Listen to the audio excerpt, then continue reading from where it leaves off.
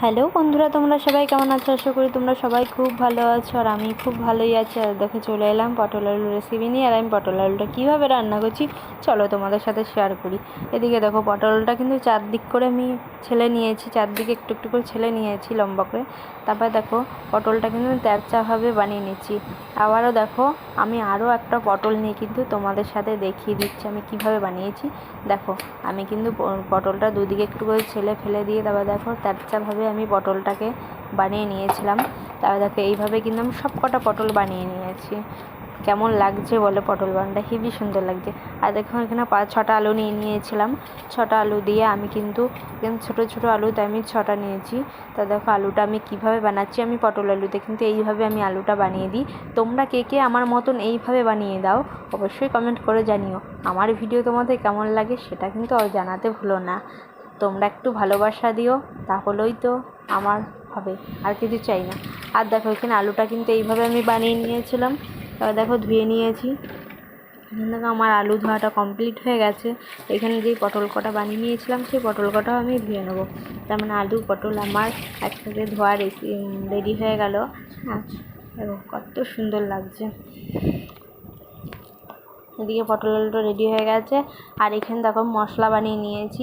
মশলা আদা, জিরে, লঙ্কা, টমেটো সব পেস্ট করে নিয়েছি। আর এখানে ভাতটাও দেখো আমার ফুটে গেছে, ফুটছে অবশ্য, এখনও ফুটেনি। আর এখানে কড়াই বসিয়ে দিয়েছি, তেল দিয়ে দিয়েছি কড়াইয়ে। তেলটা যেই বরাবর গরম হয়ে গেছে আমি কিন্তু দিতে করে একটু লেড়ে দিয়ে তারে কিন্তু আমি পটলটা আগে ভেজে নেবো। সবাই অবশ্য পটলটা আগে আমি কীভাবে রান্না করছি সেটা কিন্তু অবশ্যই তোমরা ফলো করো।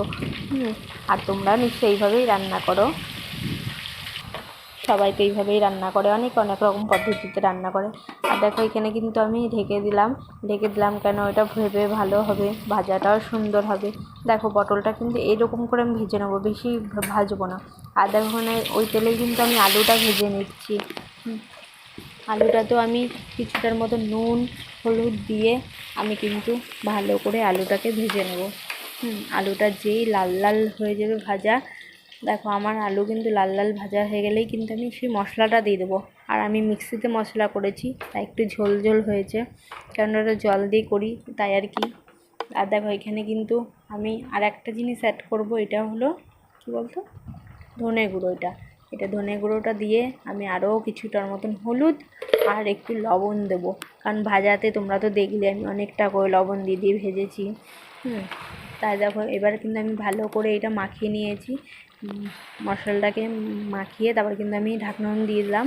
ঢাকনটা দেওয়ার পরে দেখো তেলটা কেমন ভেসে উঠেছে, মানে আমার কষানো পুরো রেডি হয়ে গেছে। আলু কষানোটা যে পটলটা ভেজে রেখেছিলাম এবার ওই আলুর মধ্যে দিয়ে আলুটার সাথে পটলটা ভালো করে মশলাটা দিয়ে আবারও একটু কষিয়ে নেবো খানিকক্ষণ। আর এখানে দেখো কষানোর আগে আমি একটু লেবু পাতা দিয়ে দিচ্ছি।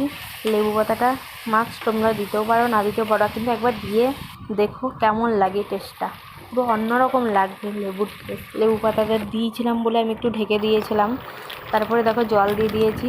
আর দেখো তার উপর থেকে একটু গরম মশলা ছিটিয়ে দিলে আমার পটল আলুর রেসিপি